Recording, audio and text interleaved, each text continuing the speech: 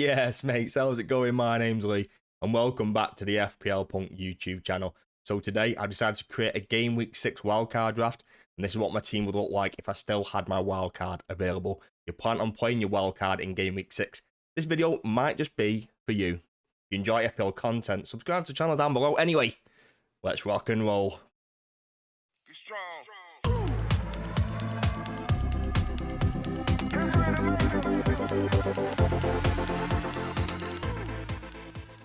Alright mate, so with this first slide, I just wanted to look at some fixtures over the longer term. So this is 11 fixtures that I've pulled from FPL.team, and I'm just trying to highlight a few different areas where you might target certain teams. They've got a great run of games. But straight away, I'm looking at Arsenal with 6, 7, 8 with a nice fixture. I know they've got those tough games in 9, 10 and 11. I think you can kind of bypass that and play your players through them. Tend to be fairly fixture proof. The likes of Saka are pretty good regardless. And then from 12 to 16, they've got a great run of games once again. Aston Villa, I've also got a relatively good one. I'm also looking at Bournemouth in the short term. That 8, 9 and 10 is quite tough in the middle, but then they've got a nice run after that.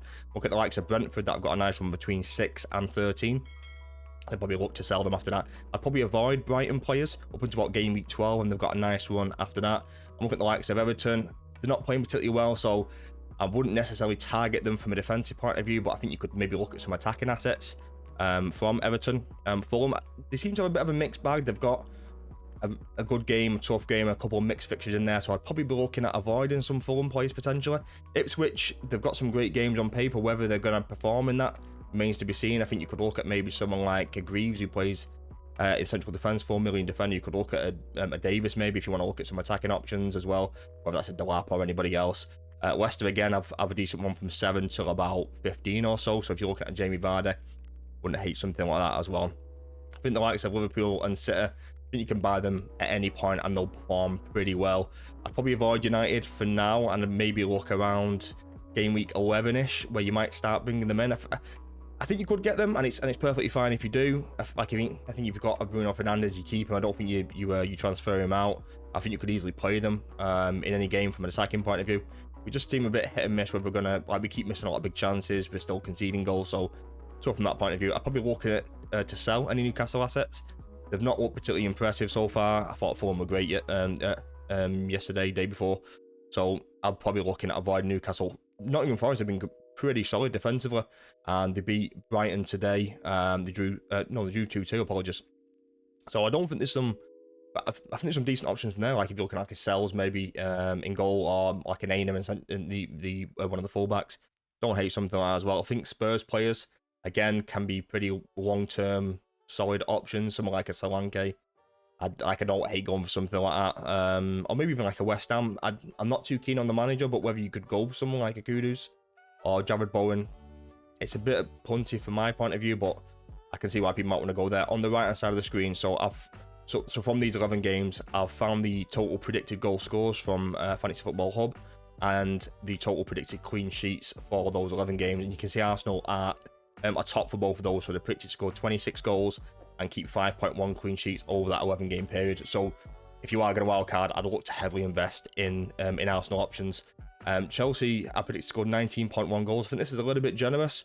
I think if you're looking at like a Cole Palmer or Jackson maybe, I wouldn't hate something like that. And then City and Liverpool always do relatively well. I think Newcastle have been kind of quite favoured upon here to score 19.2 goals. I think that's purely down to the fact they've got Isak, who's just an absolute machine, and Anthony Gordon out wide as well. So that's kind of a quick brief overview of the next of the fixtures over the next 11 game weeks. I've tried to highlight a couple different areas and teams that you might try and target from an attacking point of view. Let's jump into the team itself and see who I've selected for my game week 6 wildcard.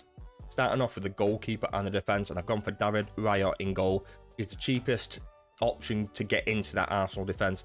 5.6 million, 29.8% owned. I've already looked at the fixtures, but they've got 3 great games in a row here. That's the reason why I've selected him. I've gone for Fabianski on the bench, 4 million goalkeeper. I feel like you could go for a more expensive goalkeeper on the bench, like a 4.5, but it's just too much money put in towards the goalkeepers. I think it works if you've got 2 4.5s or 5 and a 4.5. I think if you go for these premium options, I think you just need to play them every single week. So when you get David Raya, you play him against Liverpool, you play him against Newcastle, you play him against City when they eventually play him again. I think you play him in any game no matter what, and that's the reason why I've gone for David Raya. I think you just kind of play him and just kind of stick with him. I have gone for Trent in defence, 7.1 million defender for Liverpool, 31.9%. They don't have the greatest run of games, but he's just so attacking, and Liverpool, and like we saw from the predicted data, like they still expect to score a lot of goals. They still expect to keep about 3.1, 3.4 expected clean sheets over that 11-game period, so they are still expected to keep clean sheets, and that's the reason why I've gone for him. I think you could easily downgrade Trent if you still wanted some Liverpool coverage. I wouldn't mind going for either Robertson or Canate. I think if you didn't want any Liverpool defensive coverage, you could easily take Trent down to basically anybody, because he's the most expensive defender. If you didn't want David Raya in goal, you could take him down to 5 or 4.5, whether that's somebody like a Flecken. That's something you could do, and then that Arsenal spot becomes free, and you could take Trent to someone like a Saliba. I wouldn't mind doing something like that, and then that frees up like 1 to 1.5 million to play around with the rest of the team. I have gone for Gabriel in defence. Same reason as I've gone for Raya. They've got a great run of games, and he offers that goal threat as well. I've gone for Nathan Collins in defence, which is probably a bit of a strange one, but I kind of quite liked the idea of getting some options from Brentford, and that's the reason why I've gone for Collins. Only 4.5 million, 1.2% owned so far. He has got 2 assists so far, which I was very surprised about. I don't think they've kept a clean sheet yet, but they do have a decent run of games, and I do expect Brentford to keep a clean sheet at some point. They just haven't done it right now. On the bench, I've gone for Joachim Anderson. He's only 4.4 million, but he plays a lot, and Fulham have looked relatively impressive so far, so I think if they can get a bit more solid defensively, they will start picking up clean sheets, and that's the reason why I've gone for him. I think he's a great option. And then I've also gone for Greaves, who's a 4 million playing defender, and that kind of speaks for itself. Overall, relatively happy with how this defence and goalkeeper combo would look, but there is a couple of things you could do to get more money in the bank. You could take David Raya down to a Fleck, and you could go Trent to a Saliba and free up a bit of money that way. But and what do you think about the goalkeeper in the defence? Is this something you would go for if you was on a wild card? Leave a comment down below, and let's jump into the midfield. Moving on to the midfield, and first up we've got Bukayo Saka. Same as all the different Arsenal assets. I think he's just a great option. He's basically a set and forget. I sold him early on the season, and it's a foolish move. He's just such a great option. I think you just need to get him, just stick with him, keep him, and just let him do his thing. I've gone for Luis Diaz from Liverpool, and the reason why I've gone for him is you saw on the predicted goals, Liverpool still expect to score a lot of goals, and Luis Diaz has been on absolute fire. He is a slight minutes risk, so to whether that's going to be like a Darwin Núñez or a Gakpo, or Jota might take minutes off him, but I think he can do damage in those 60 to 70 minutes in a game. His price has gone up to 7.9 million from 7.5, and he's got Wolves, Palace, Chelsea, Arsenal and Brighton in the next 5. He's not the greatest run of games, but Liverpool are still going to score goals, and he does look quite heavily involved from an attacking point of view, so that's the reason why I've gone for Luis Diaz. I have gone for Brian Mbeumo. It kind of speaks for itself. With Wissa being out and Tony leaving in the summer, a lot of the emphasis has been put on Mbeumo to do something. Only 7.2 million, 12% owned, and they've got a decent run of games. West Ham, Wolves and Ipswich in the next 5, and that's one of the big reasons I've gone for him. I've still kept Eze in this team, and this is one of the players again that you could maybe move on. Like if you took Trent down to somebody and you took David Raya down to someone, then you could upgrade this position, or even drop it right down to someone like a Semenyo, who's playing really well for Bournemouth. They don't have the greatest games in a couple of weeks' time, but Bournemouth have got Southampton and another good game after that, so you could easily do something like that. The reason why I don't like that kind of combo is that you're then relying on 2 cheap midfielders to kind of play majority of the weeks, whether that's Rodgers or Semenyo. So depends if you want to go down that route, and that gives you up, and that frees up quite a lot of money to something else with the rest of your team. Whether that was taking Luis Diaz from like a Phil Foden, which if, again like it's something I thought about to do with this wildcard draft. But there are a couple of different options you can kind of do with that. I think the thing is with Eze, probably doesn't have penalties anymore, but I think his underlying data is so good.